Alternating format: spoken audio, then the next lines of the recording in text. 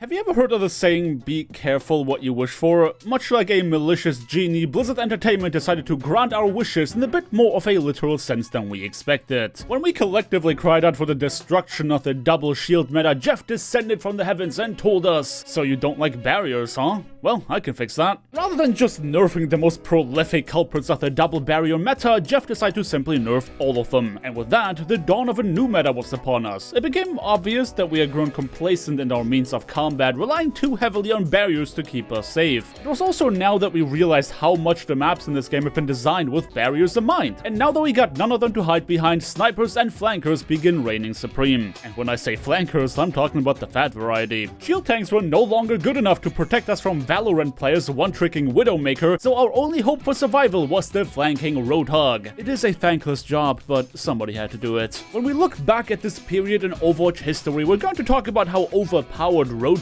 was, but we're probably not going to talk about how he was the last bastion of defense against the onslaught of hit-scan heroes that were now revealed to be completely busted. Listen, you and I both know that the snipers in the red team are religiously better than the ones in the blue team, so if we want them taken care of, we have to take matters into our own hands. And if there's one thing that tilts me off the face of this planet during this meta, it's mercy-pocketed hit-scan players. So you can be certain that I will use every tool available to me to make sure they can't ruin our fun any longer. Speaking of things that are fun, let's talk about what happened on our last episode. Jeff and the Overwatch development team have granted me a rare blessing in the form of a Zenyatta buff, and with the Robot Monk being my favorite hero of choice, I would not miss out on an opportunity to find out if he was actually playable now. As much as an increased damage output allowed me to win 1v1s that otherwise would see me inspecting the floor, unfortunately, that buff did not come bundled with a much-needed fix to Zen's hitbox. But our favorite DPS in disguise of a support was not the only hero that received Kaplan's blessing, because much like Zenyatta pretends to be a healer, Roadhog pretends to be a tank. So it was only fitting that the same patch that buffed Zen also buffed the pig. But the wheels of balance move quickly these days, so if I want to make use of Roadhog's currently broken state, I have to hurry up and get into the game. Heck, for all I know, he might already be nerfed again by the time this video goes live. Roadhog is the great equalizer in this meta, a hero that does not distinguish between tank, support, and DPS, for he is capable of filling every single slot. For every Hammond that thinks he can just roll into your team like the annoying rodent he is, there is a hog waiting to blow his ultimate. For every Widowmaker that thinks they just get to chill in the backline, there is a Flanking Roadhog coming from the top ropes to put them back in their place. And for every Lucio that is just there to vibe, there's a hook that was totally meant to hit somebody else. Listen, I know our time is limited here and I'm very aware of our community's inherent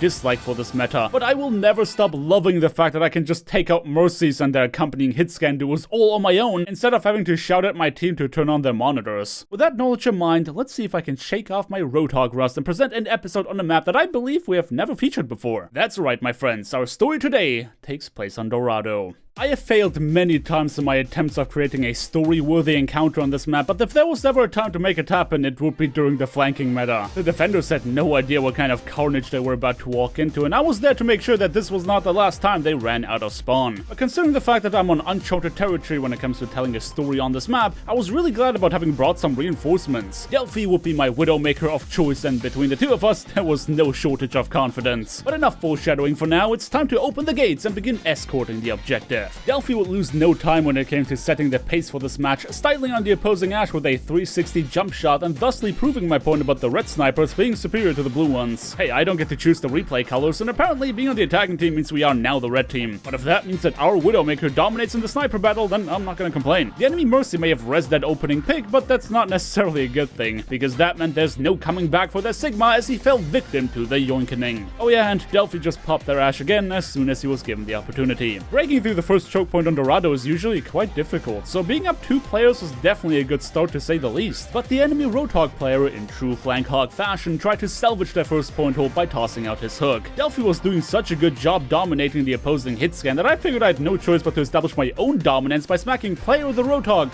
player back to his spawn. Nion figured that we should reinforce our position of power by pushing into the enemy spawn, and while landing shots did not seem to be his strong suit, I can certainly get behind that idea. The cart made free progress through the choke and was rapidly approaching the first capture point, meaning that whatever the defenders were planning to do, they had to hurry up and do it quickly. As comical as it is that my hook passed through their hulking Roadhog and instead latched onto the slender robot ninja, what wasn't funny was the fact that this put me in mortal danger. I immediately tried to take a breather to keep myself alive, but I was now the center of attention mention with loads of crowd control and damage coming my way. Thankfully, Darkstone, the Sigma player, came back in the nick of time to swap places with me so that Toshi could top me off. In a desperate act of defiance, I tried to keep the defenders away from the objective and secure the map, but player connected a maximum range hook that cancelled my ultimate. He may have thought that I was now stuck with him, but in actuality, he was stuck with me. And while I was lacking the ammunition to follow up on the hook I landed, Darkstone uses unlimited supply of balls to finish off what I started. There is no greater feeling than waltzing towards a lonely Ashe player that lost their pocket mercy in this meta, and you can be certain that I savored every moment of this. The defenders had made a respectable effort to contest the objective, but considering our strong opening, it was only natural that they lost. But I'm not one to underestimate an opponent, so let's see if they can get their act together before we stomp them into the ground.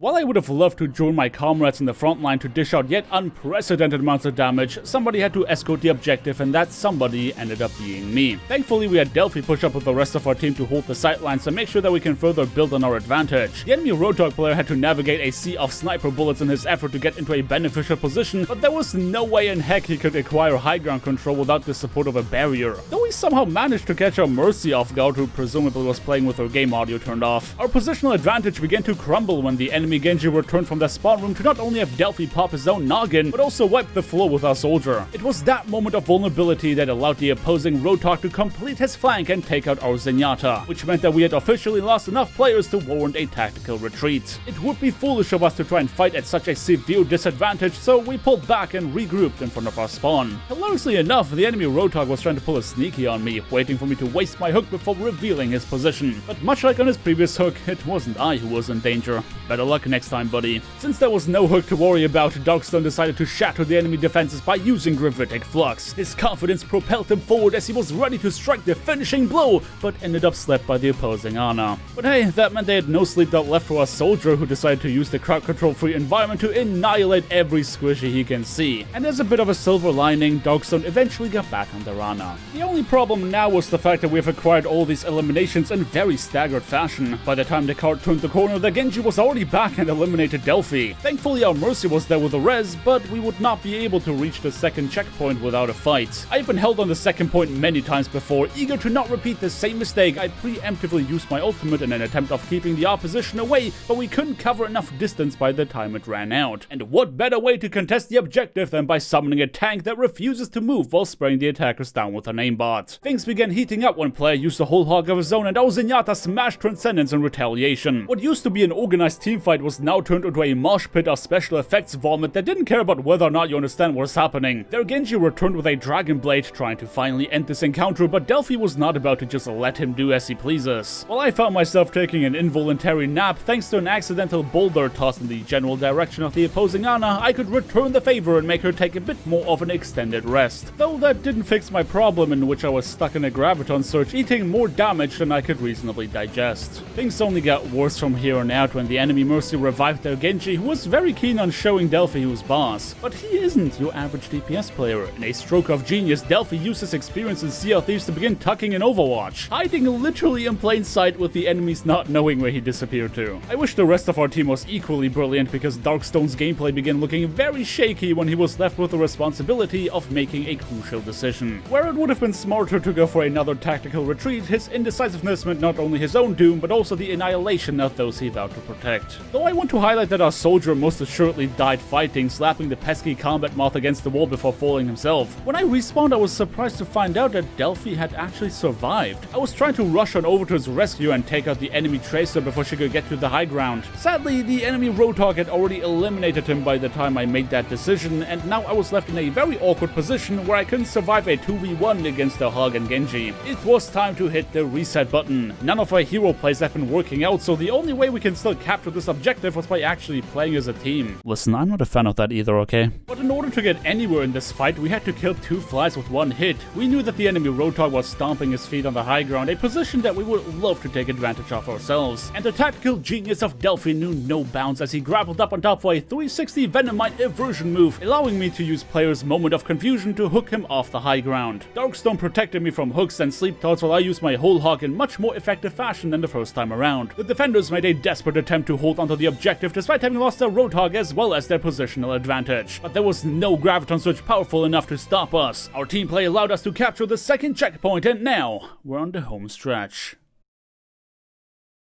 We have succeeded in taking control of 2 checkpoints so far, but the greatest challenge was still ahead of us, for the 2CP on wheels nature of Dorado would rear its ugly head. Our best chance here was trying to keep the defenders on the stagger train, meaning that Delphi's infra site will be an invaluable tool when it comes to chasing down the survivors. I began getting a feeling of deja vu when Darkstone decided that the elimination of the opposing Roadhog meant go time for Gravitic Flux. Sadly, he didn't learn from his first blunder and once again failed to avoid Ana sightlines. The defenders were now retaliating with ultimates of their own, hoping that a Nanoblade will be the deciding factor in this teamfight. And while a well-timed Transcendence could save us from the glowing Weepstick, it wasn't enough to counter a respawning Roadhog aiming to wipe us out. But I wouldn't go down without a fight, resisting his ultimate and dropping down for a shotgun execution before his team eliminated me. Unfortunately, there was no momentum for us to gain. That team wipe meant back to the drawing board to find a way to break the 2CP nature of this last point. And it didn't make it any easier that the defenders proved to be rather crafty. I mean, it was obvious to me that player tried to bait me to the edge to hook me off, but the fact that he was aware of that play meant that we'd have a hard time breaking through the flank. And an attack through the main gate proved to be just as difficult as the blue team systematically dismantled any attempt of getting into a strong position. But there was still hope.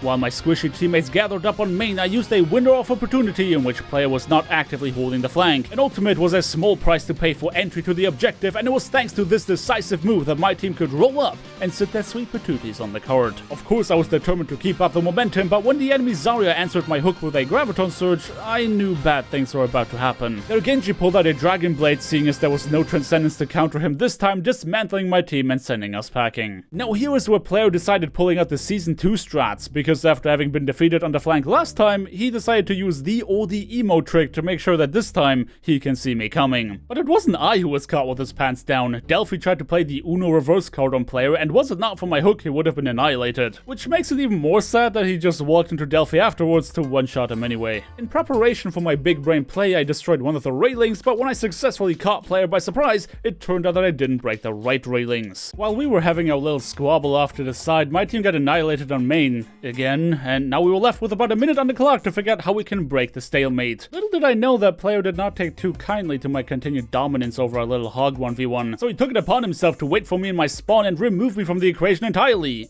With an ultimate. You can imagine my reaction when that happened, but at that point, there was nothing I could do to save myself. Delphi tried to avenge my death, and just like any big brain DPS player, he figured that using Deadeye in melee range of a Roadhog was a good idea. While we were having trouble even getting out of spawn, Darkstone decided to continue the meme and use his ultimate in a desperate attempt of becoming the hero that saved this match. But once again, this old man simply didn't learn. With barely a minute left on the clock and our teamfight track record in mind, a part of me had already given up on the idea of even trying to win the game. But if nothing else, I wouldn't just let player get away with waltzing into my spawn. I'd be the one who takes control of the high ground now, and naturally, I already knew player's style of hog. I knew he couldn't resist trying to challenge me, and I would answer in kind, but rather than tossing him off the map, I squeezed him into a corner to prolong his suffering and establish Roadhog dominance. Meanwhile on main, the defenders nuked most of my teammates with another Nanoblade, causing us to expectedly lose the team fight. There was no coming back from the decisions we made at this point, and we would sink on the ship we decided to make our vessel. Delphi was trying to go for the content play of attempting to backcap the objective while the defenders nanobladed us to Narnia, but of course, we just weren't meant to get a happy end. I am well aware of the fact that I should be taking responsibility for the actions I have taken, and admit that my choice to repeatedly challenge the flank rather than playing with my team contributed to the fact that we lost this game. But instead, I only have one last thing to say.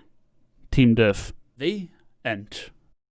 Hey, thanks for watching today's episode. I'm like 99% sure that the Roadhog Nerfs already went live by the time this hits my channel, but hey, I spent too much time on this video to just drop it. Maybe consider it a time capsule of some sort. Either way, don't forget to drop me a like on your way out if you enjoyed the video, consider subscribing if you want to see more, and definitely hit that bell icon to not miss out on my next upload. I hope you guys have a fantastic day, and until next time, peace.